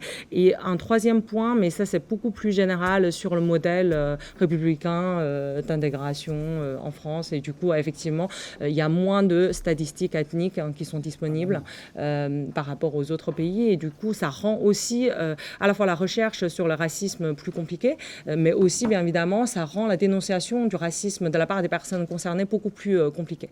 Sur la question de l'antiziganisme en particulier, il y a souvent des gens qui me disent mais c'est pas de l'antiziganisme, c'est un rejet du mode de vie. On rejette le mode de vie, on rejette l'invasion dans les villes des gens du voyage, on rejette la caravane, on rejette ce mode de vie. Bon, en réalité, quand on est un néo-rural qui vit en tiny house dans son terrain de Saint-Cloud, on ne vit pas tout à fait de la même façon que quand on est un Jean du voyage qui vit dans une caravane dans son aire d'accueil de Saint-Rezé-sur-Sarthe. Bon. On ne vit pas de la même façon parce que précisément, il y a une charge raciale qui n'existe pas dans un cas et qui existe dans l'autre. Et donc, la question de l'antinomadisme, en réalité, est une composante intrinsèque de l'antiziganisme en France. Effectivement, une personne qui vit en tiny house va subir des difficultés, au même titre qu'une personne qui vit en caravane et qui est manouche, par exemple. Mais ces difficultés ont un périmètre qui est bien moindre. Et en réalité, en plus, ces distinctions entre ces deux types de personnes, tout à l'heure, tu disais les gens du surplace. Oui. C'est ton expression. Il y a les gens, je dis gens du voyage, gens du surplace, mais en réalité, il y a des espaces réservés aux gens du surplace qui voyagent et des espaces réservés aux gens du voyage qui font du surplace. Par exemple, les gens du voyage qui font du surplace vont être dans une aire d'accueil. Les gens du surplace qui font du voyage vont être dans un camping ou dans une aire de camping-car. Et les catégories ne se mélangent pas. Parce qu'en réalité, si vous êtes un gens du surplace qui voulait faire du surplace en caravane, vous n'aurez pas le droit de rentrer dans une aire d'accueil. Ça veut dire bien qu'il y a toujours une forme de racialisation dans la pratique publique en France liée aux gens du voyage. Et donc, j'utilise évidemment toutes ces notions, mais je ramène toujours à la question de l'antiziganisme parce que ça me paraît quand même essentiel. Et puis sur la question de la recherche, quand il y a eu l'incendie de l'usine Seveso à Lubrizol à Rouen, tout de suite, j'ai vu cet incendie, je me suis dit, il y a une aire d'accueil au pied de cette usine. Et j'avais raison. Et quand on a porté avec les habitants de l'usine une tribune pour dénoncer le fait que les aires d'accueil sont localisées très souvent à côté d'usines, des fonctionnaires, hauts fonctionnaires à la délégation interministérielle au logement nous ont dit cette tribune est démago parce que vous n'avez pas de chiffres. Et il est vrai, la recherche n'avait jamais produit de chiffres. Ni la puissance publique, ni la recherche n'avait produit de chiffres sur un truc aussi simple que où sont les aires d'accueil. C'est le point géographique, c'est le truc qu'on ne peut pas contredire. C'est la donnée objective par excellence en sciences sociales, c'est une donnée objective. Et donc, qu'est-ce que j'ai fait? J'ai compté les aires d'accueil et je suis allé les chercher une par une. Ça a pris 2 ans. Et je l'ai fait avec mes propres fonds. Mais parce que j'avais la haine qu'on me dise ça. Et que j'avais qu'une envie, c'était de poser ces chiffres et de dire, voilà. Et je l'ai fait. Mais ça, effectivement, le manque de données de statistiques ethniques en France, c'est une formidable façon d'occulter le problème. Mais il y a des parades. Dans le cas des gens du voyage, c'est formidable puisqu'on a toujours des espaces spécifiquement réservés aux gens du voyage. Et que c'est historiquement une catégorie de la population qui est discriminée et qu'en plus on leur choisit des espaces particulièrement pollués et dégueulasses. Et donc on a à peu près toutes les caractéristiques de ce qu'on peut qualifier de racisme environnemental, même si la notion est débattue. Et voilà. Je parlais d'ISGAP. ISGAP, c'est une structure américaine basée à New York qui fonctionne avec des fonds privés très importants et qui s'est attaqué il y a un petit peu plus de 15 ans à la notion d'antisémitisme et à la recherche sur l'antisémitisme. Donc à ce titre-là, ils sont leaders. Ils sont leaders, c'est-à-dire qu'ils arrivent à établir, en termes de recherche, la traçabilité de fonds qataris versés à telle ou telle institution, université américaine. Et ils mettent en pratique. Ils ont des chercheurs de tous les pays, de tous horizons. Et en fin de compte, c'est de la recherche. Et je suis à la fois contente et un peu gênée de dire que c'est une recherche militante. C'est pas une recherche qui reste neutre. La recherche, c'est a priori objectif. Je pense que le travail que je... Juste pour que ce soit clair pour tout le monde, parce que je ne suis même pas sûre qu'on ait précisé que c'est un institut de recherche. Oui. C'est Global Antisemitism. International Society for Research on Global Antisemitism and Policy. Voilà. ISGAP. ISGAP pour ceux que ça intéresse. Je ne sais plus ce que je disais. Il y a des chercheurs recherche militante. Oui, donc ils sont militants au sens où ils ne se contentent pas d'analyser, de juger, ils vivent au présent, dans l'instant. Et par exemple, les soulèvements antisémites dans les universités, je ne sais pas comment ils ont fait, je n'étais pas sur ces sujets-là, pour identifier et tracer très rapidement l'origine de fonds qataris qui avaient été versés à ces universités. Je vous dis qataris parce que il y en avait beaucoup qui venaient du Qatar. Il n'y avait pas que cela. Donc c'est vrai qu'ils sont très sur le terrain, très sur la réalité. Ils ne font pas qu'échanger des idées et des analyses. Si je devais retirer l'essentiel de mon expérience avec eux, c'est celle-là. Ils sont actifs sur le terrain. Et s'il y avait un modèle, à mes yeux, à prendre, je ne dis pas imiter, mais à prendre ici en France sur un centre de recherche sur l'antisémitisme, il faut le faire avec eux. Merci beaucoup. Alors peut-être une précision, je n'ai peut-être pas été assez clair. Le terme en anglais pour l'islamophobie, c'est 1877, pas 1888. J'ai regardé mes notes, c'est bien 1877. Alors par rapport au terme, moi, disons que je peux utiliser, comme je l'ai dit tout à l'heure, le terme islamophobie. Je pense que ce serait une erreur d'en avoir un usage trop extensif. Ça, c'est une première erreur. Une deuxième erreur serait de ne pas l'utiliser du tout. Je pense que ce serait deux extrêmes qu'il faut éviter. Deuxième élément, c'est sur les logiques contradictoires au cœur du racisme ou des racismes ou de l'islamophobie. C'est que la même personne peut accuser les musulmans d'entrisme et de séparatisme. Donc, Il faudrait savoir, est-ce que c'est de l'entrisme ou est-ce que c'est du séparatisme? Troisième élément, la racialisation est un concept opérant et opératoire dans la mesure où, à partir de 2 épisodes relativement récents, un très récent et un autre un peu plus ancien, de celui qui a agressé des enfants à Annecy, qui était chrétien, arabe, syrien, chrétien, et c'était immédiatement haro sur le musulman dans les médias, et certains ont été déçus de découvrir qu'il ne s'agissait pas d'un musulman. C'est la même chose qui s'est produite récemment en Allemagne, où il y a eu immédiatement une montée au créneau d'un certain nombre de personnes expliquant que sans doute c'était un mode opératoire spécifique à des islamistes radicaux. Donc ce point-là est également important. Donc vous voyez, moi, je l'utilise, mais je préfère encore une fois la logique de soupçon ou la culture du soupçon, parce que ça laisse une latitude plus grande dans la catégorisation d'un certain nombre de discours.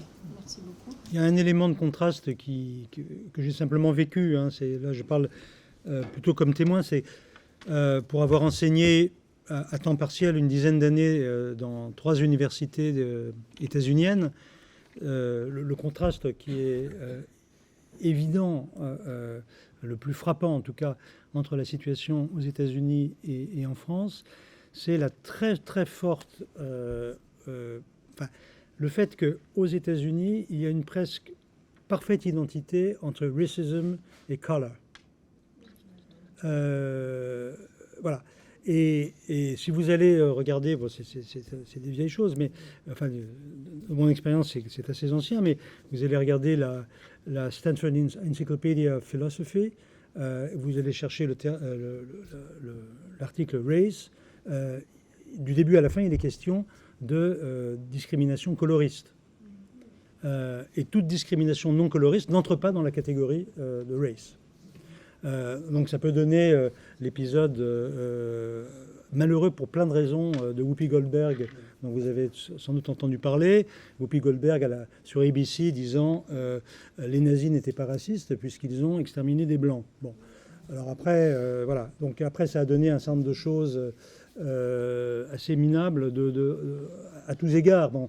Y compris le fait que ABC l'a interdite d'antenne, ce qui a permis de remettre une pièce dans la machine. Enfin, vous voyez, avec des enchaînements des enchaînements polémiques particulièrement lamentables en fait, parce que ça bloque tout. Et au fond, ça ne fait l'affaire que des gens qui sont profondément racistes ou d'un autre côté complètement nihilistes, je dirais. Alors, bon, en France, on ne se trouve pas du tout dans ce cas de figure. Non pas que la question coloriste soit considérée comme secondaire, elle n'est pas du tout secondaire. D'ailleurs, bon, le fait qu'il y ait une fondation, comme vous le savez, petite sœur, si l'on veut, dans le principe de la constitution par l'État pour la mémoire de l'esclavage et de la traite, le nombre de publications qui concernent le rapport entre esclavage et racisation des populations noires, quelque chose d'assez présent en France. Enfin, je trouve qu'en termes de publication et de qualité de publication, c'est incontestable. Et du même coup, c'est un cas particulier. C'est-à-dire, ce n'est pas la question noire, n'est pas la question raciale en général, c'est une des questions, et l'antisémitisme en est une autre, et l'antiziganisme en est une autre, la question du rapport aux populations chinoises au moment de la Covid, on en a beaucoup parlé avec Simeng, en est un autre. Bon, voilà, il y a cette structure, il me semble, en France, peut-être qu'on pourrait lui reprocher d'être un tout petit peu en tuyau d'orgue, mais le fait est que ce pluralisme existe et que j'ai eu l'impression, dans mon expérience états-unienne, que la question du rapport que la société actuelle des États-Unis a à l'égard de son passé esclavagiste et des politiques publiques qui ont été celles des États-Unis à l'égard des populations descendantes d'esclaves, font que la question occupe pratiquement l'essentiel de la discussion. Ce qui ne veut pas dire que des gens comme les gens de l'ISGAP ne travaillent pas. C'est pas ça que je veux dire. Mais en tout cas, il y a une prégnance autour de la question coloriste qui est très différente par rapport à l'exemple français. Voilà, c'est comme ça que en tout cas, le type de contraste dont j'ai pu faire l'expérience, y compris du point de vue pédagogique.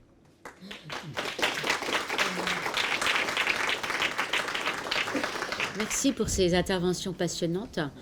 En écoutant Madame Wang et en vous écoutant à vous, je me demandais quelle importance vous donniez au fait que la minorité racisée, disons, ou du moins qui est victime du racisme, quelles importances vous attribuez au fait que cette minorité a d'autre part une existence nationale ailleurs. Et alors, si on attribue à ça de l'importance, ça voudrait dire, il me semble, qu'à ce moment-là, l'antisémitisme et l'anti-gens du voyage, l'antitizianisme, ont des affinités beaucoup plus profondes, finalement, en tout cas jusqu'en 1948. Parce que et là, je suis Hannah Arendt dans cette idée que les Juifs, c'est un peuple paria. Et le fait de ne pas avoir de nationalité et de ne pas être défendu par un État constitue véritablement le cœur de la vulnérabilité, de la plus extrême vulnérabilité. Donc, je me demandais, je n'en sais rien, enfin, c'était en vous écoutant, est-ce que vous voudriez introduire une différence conceptuelle sur la base de ce fait? Une question pour Jean-Frédéric Chaume. Je me demandais si, en France, l'utilisation de plus en plus importante quand même des termes racisés ou des termes qui se sont un peu diffusés, banalisés presque. Oui, c'est un homme, c'est classiquement un homme blanc qui a fait ça, des choses comme ça. Quand même, n'était pas une... Est-ce que c'est une importation seulement ou pas? Et quand même quelque chose qui dénote que on fait une différence entre la domination des gens de couleur, on va dire, et puis la question de l'antisémitisme, qui n'est pas la même. D'ailleurs, les Juifs ne sont pas des racisés, a priori, pour beaucoup de militants encore. Hein, voilà. Oui, ma question est extrêmement banale, mais j'aimerais avoir l'avis de Jean-Frédéric Chaume, puisque je sais qu'il y a un débat entre Marianne Matar-Bonucci notamment et Pierre Savy sur cette question-là, donc j'aimerais avoir votre avis. Est-ce que les statuts de pureté de sang introduisent une rupture radicale entre l'antijudaïsme et l'antisémitisme? L'une des distinctions que j'ai pu, en tout cas, noter en préparant la table ronde, c'est justement le rapport à l'État. C'est-à-dire que plutôt le peuple juif, comme tu l'as très bien dit, avant 1948, est un peuple sans État, alors que là, je me base encore plutôt, je me penche sur la population chinoise, hein, parce que c'est le plus comparable, comme j'ai dit, alors que la Chine, c'est un État fort, c'est un État aussi autoritaire, et donc effectivement, c'est très différent finalement quand on regarde surtout les ancrages transnationaux, surtout étatiques, hein, plutôt d'un point de vue de politique diasporique de la part de l'État chinois, c'est très spécifique. Et donc, cela fait que le fonctionnement et aussi l'entretien et le maintien des réseaux diasporiques qui entourent les populations juives et la population chinoise sont très différentes.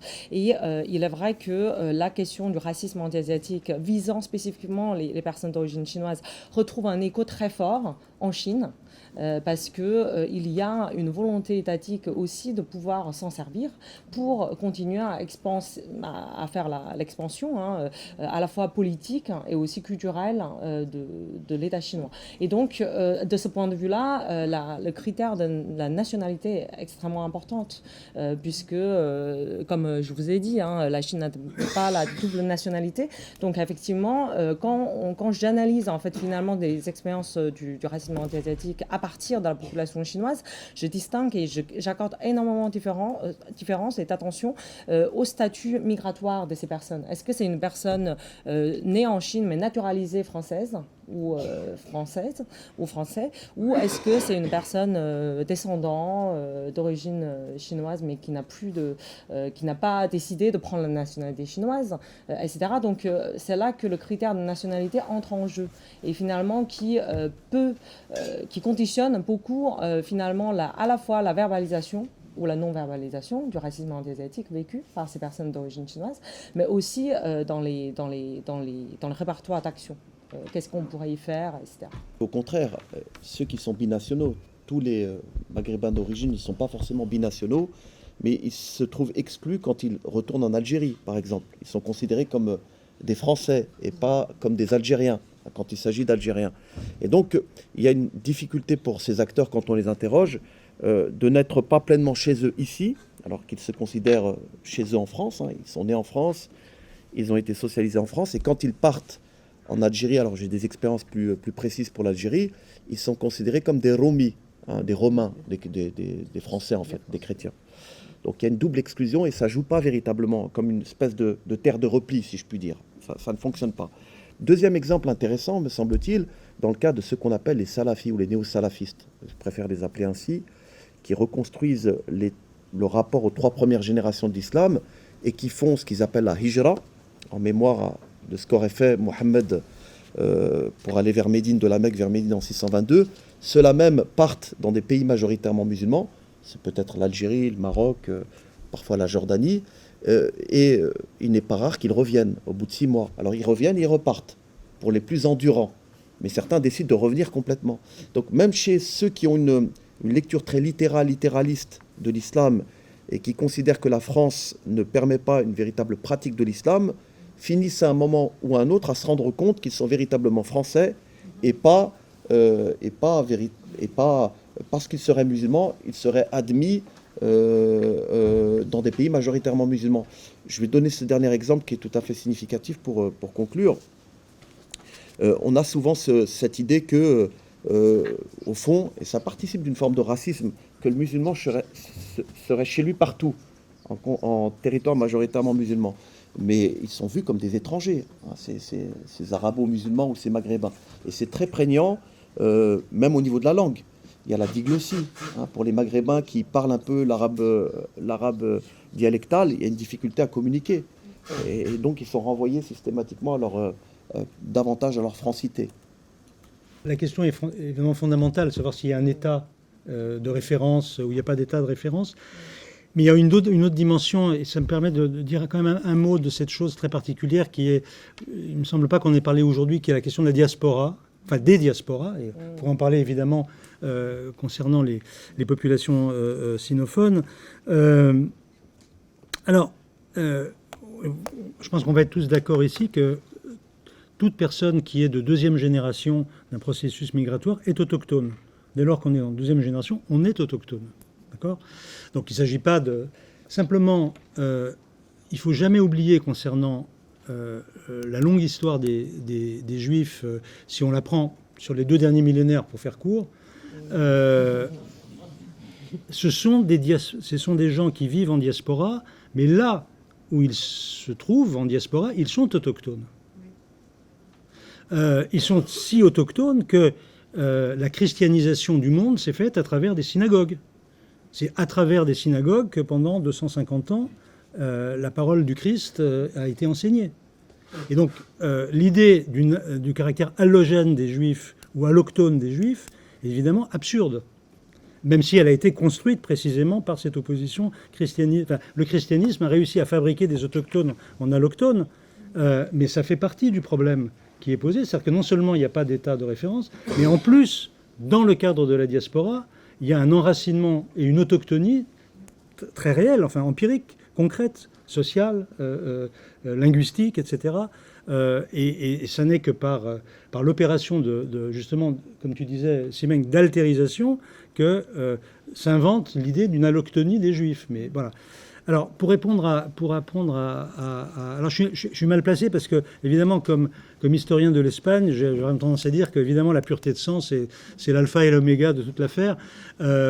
Disons que c'est tellement... Le schéma est tellement chimiquement pur, parce que quand même, l'histoire de la pureté de sang, c'est quoi? C'est qu'à un moment donné, je le dis en 2 mots, hein, en 1391... se produit sous l'effet d'une fièvre apocalyptique un certain nombre de massacres de juifs dans plusieurs régions espagnoles avec comme mode opératoire l'égorgement des hommes, femmes et enfants, sauf si les gens acceptent de se convertir à la religion romaine. Et ça produit quoi? Ça produit pour la première fois des conversions collectives, des conversions en masse. Des conversions de juifs au christianisme, il y en a toujours eu. Ça a toujours existé, bien entendu, pour des tas de raisons. Mais ce qui se produit à ce moment-là, ce sont des quartiers entiers, des blocs urbains entiers qui passent. Bon. Il se trouve que ces gens ont été accueillis à bras ouverts par la société majoritaire au moment où ça s'est produit. Simplement, sans reprendre mon exemple chilien de tout à l'heure, quand il y a des nouveaux venus dans une communauté dont les ressources sont les ressources symboliques, les ressources en termes d'emploi, de charges, de dignité, etc. sont limitées, eh bien, l'arrivée d'un nouveau contingent de concitoyens crée des effets de concurrence.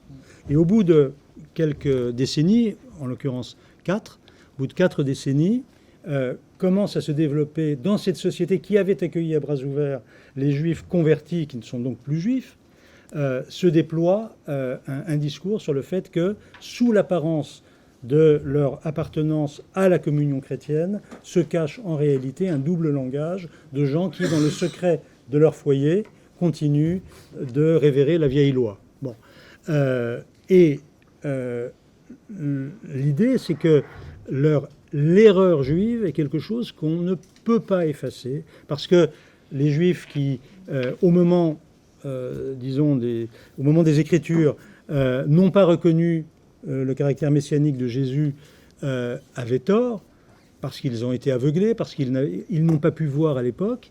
Simplement, il arrive à un moment donné dans l'histoire du développement du christianisme où les juifs ne sont pas simplement aveuglés, ils sont aveugles. Ils ne sont pas aveuglés, ils sont aveugles. C'est-à-dire qu'ils sont constitutivement aveugles. Ils n'ont pas... Alors, oui, Sylvie me fait le signe du symbole qui est sur plusieurs de nos cathédrales, de la synagogue, qui est représentée sous la forme de la femme aux yeux bandés. Bon. Donc, la cécité des Juifs, et qu'il faut prendre vraiment au premier degré. Hein, c'est la cécité des Juifs, c'est-à-dire, ce qu'on appellerait aujourd'hui un handicap physique. Voilà, c'est ça, disons, l'image. Alors, effectivement, le statut de pureté de sang, ça consiste à démontrer que quelqu'un n'appartient pas à la communion chrétienne en vertu de sa généalogie, et non pas en vertu de ce qu'il pourrait croire ou ne pas croire, des prières qu'il pourrait prononcer ou ne pas prononcer, des écarts qu'il pourrait ou pas, dans le secret de son foyer, accomplir par rapport à la norme chrétienne. Et donc, l'assignation d'une identité profonde à une généalogie, indépendamment de toute croyance, est une bascule vers la racisation, évidemment. Voilà, c'est ce que je pourrais dire. Il se trouve qu'on m'a demandé de faire une entrée de dictionnaire sur racisé. Et donc j'ai lu des trucs pour essayer de ne pas raconter absolument n'importe quoi. Et non, ce qui est extrêmement frappant, c'est qu'au moment où nous parlons, je pense que le terme n'est absolument pas stabilisé dans les sciences sociales, absolument pas, et qu'il l'est très fortement dans la parole militante. Et qu'il y a un écart absolument béant entre le flou, y compris dans les usages purement, quasiment grammaticaux. Hein. Donc, je pense que dans les sciences sociales, il n'y a aucune espèce de cohérence dans l'usage de ce terme. Il n'y a pas de cohérence au sens où il y a des interprétations qui sont ou des usages qui sont très ouverts, et que dans la parole militante, il est au contraire relativement cohérent. C'est l'expérience que j'en ai faite. Hein.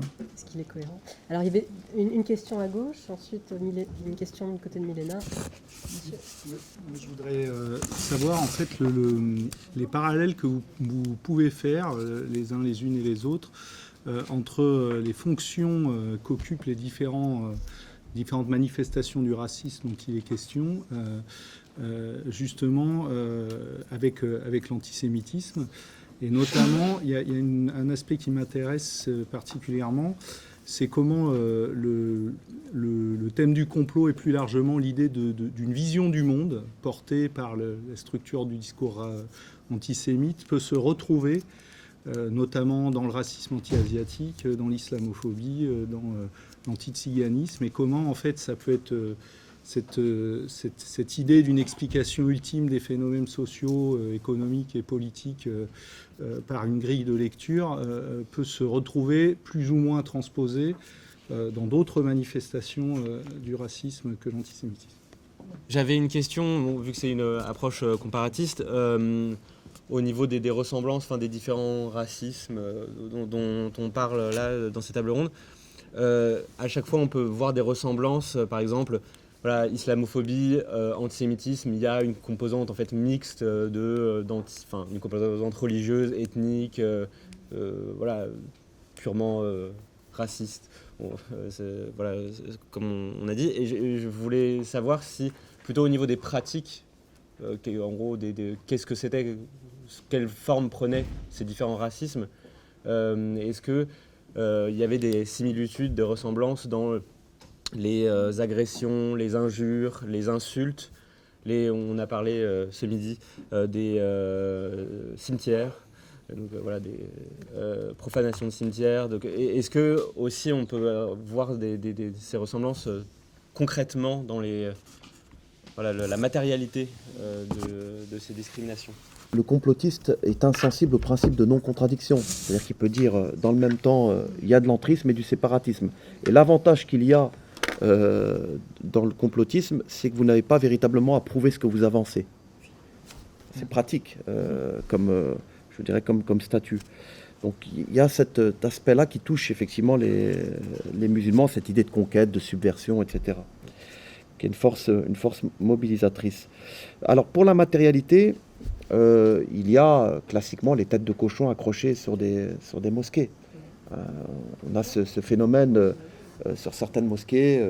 Et puis, il ne faut pas sous-estimer la sous-déclaration des musulmans. Quand vous rencontrez des militants ou des acteurs associatifs, ils ont vécu à un moment ou à un autre des discours ou des actes islamophobes d'un médecin qui, par exemple, refuse de sculpter une femme parce qu'elle porte le foulard. Mais ces personnes ne vont pas forcément porter plainte. Donc il y a à la fois l'importance de l'objectivation, de la discrimination, de l'islamophobie, et en même temps nous devons conserver dans un coin de notre tête le fait qu'il y a de la sous-déclaration. Parce que c'est une procédure qui peut être longue, compliquée, et il n'est pas toujours aisé de démontrer la matérialité de l'islamophobie. Et on en revient à ce que j'ai essayé de défendre tout à l'heure, cette culture du soupçon permet d'éviter justement d'avoir à systématiquement prouver, parce qu'il y aura une déclaration, une plainte, le phénomène en question. Voilà ce que je pouvais dire de manière tout à fait synthétique. Alors, en fait, tu as commencé à répondre à la question d'Emmanuel Lévin, donc tu peux peut-être poursuivre, et je vais juste la reformuler pour les personnes qui nous écoutent, oui. Parce que je crois qu'elle t'était spécifiquement adressée, si je ne me trompe pas, Emmanuel, hein, c'est la question de savoir est-ce qu'il y a des ressemblances aussi dans les discriminations, c'est-à-dire dans le racisme en acte, dans les formes d'agression antisémite et islamophobes. Pardon, oui, donc, comme tu peux finir peut-être sur l'islamophobie. Oui, alors sur l'évitement, c'est intéressant quand vous interrogez des militants, ou des personnes, même des musulmans ordinaires, pas forcément militants, ils ne vont pas dire à leur employeur qu'ils pratiquent le jeûne du mois de Ramadan, parce qu'ils anticipent un discours ou une attitude négative. Certains font la prière, ils ne demandent pas forcément de dérogation ou d'aménagement, mais préfèrent ne pas en parler. Et un militant qui ne manquait pas d'humour m'a dit une fois, il est sans doute plus facile de faire des pompes que d'accomplir sa prière pendant le temps de pause. C'est vrai. Sur la question du complot, je pense que tout à l'heure j'ai un peu parlé des liens, de comment ça s'articule entre antiziganisme et antisémitisme au niveau du complot, mais par contre j'aimerais aussi parler de la question du complotisme dans les luttes antiracistes. Parce que dans la lutte antiraciste, il y a énormément de complotisme et énormément d'antisémitisme, même dans les luttes contre l'antiziganisme. Et il y a des instrumentalisations qui peuvent être antisémites. Ça, je pense que j'ai pas besoin de vous faire un dessin là-dessus, mais je pense que c'est quand même important qu'on en reparle. Et sur la question des pratiques et notamment des profanations de tombes, alors moi dans l'association dans laquelle je travaille, on travaille sur la question des profanations assez régulièrement, puisqu'il y en a très souvent des tombes de voyageurs qui sont profanées. Profanées explicitement de manière raciste, avec l'inscription de croix gammées ou de symboles SS sur les tombes, notamment en Isère. Il y a une série depuis 2018, il y a eu 80 tombes depuis 2018 qui ont été profanées, de patronymes qui sont connus dans la région pour être des patronymes Zigan, Winterstein et d'autres patronymes comme ça qui sont connus. Et puis il y a aussi des profanations qui se distinguent peut-être des profanations antisémite, quoique je me souviens des profanations du cimetière d'Orange, qui était une atteinte au corps directement, dans les années 90. Carpentras, excusez-moi, je confonds deux villes. Merci. Dans le cas des profanations anti-tziganes, on a énormément d'exhumations de corps parce qu'on croit que les tziganes sont enterrés avec l'or. Et ça, sont enterrés avec leur or, leur richesse. Et nous, on en a recensé des dizaines. Depuis une dizaine d'années, on en a des dizaines partout en France. Des exhumations de corps. Et des fois, on porte atteinte également au corps. Donc il y a cette question des profanations. Quand on a une inscription d'une croix gammée sur une tombe de voyageurs, c'est autant de l'antiziganisme que de l'antisémitisme. C'est la même idéologie. Et donc là, il y a une ambition militante, c'est de travailler en commun sur ces questions de profanation. Mais la question de l'atteinte raciste, elle va beaucoup plus loin. En 2015, il y a une personne qui est rentrée sur l'aire d'accueil de Roye dans l'Oise et qui a massacré à coups de fusil une femme, son enfant, son père et le gendarme qui a tenté d'arrêter cette fusillade. Quand la famille qui a été atteinte dans sa chair, puisqu'elle a perdu des proches, c'était un crime raciste, la justice l'a bien précisé, la motivation était bien raciste. Lorsque les journalistes sont arrivés sur l'aire d'accueil pour interroger la famille, ils se sont étonnés d'être jetés par la famille, qui ne voulait pas leur parler.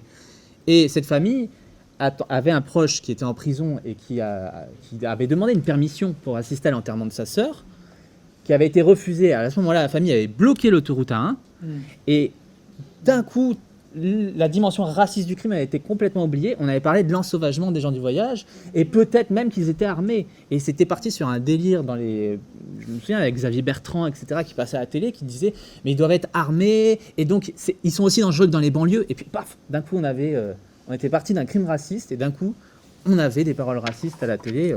C'était assez évident. Et alors, je terminerai là-dessus, parce que pour moi, ça me paraît important.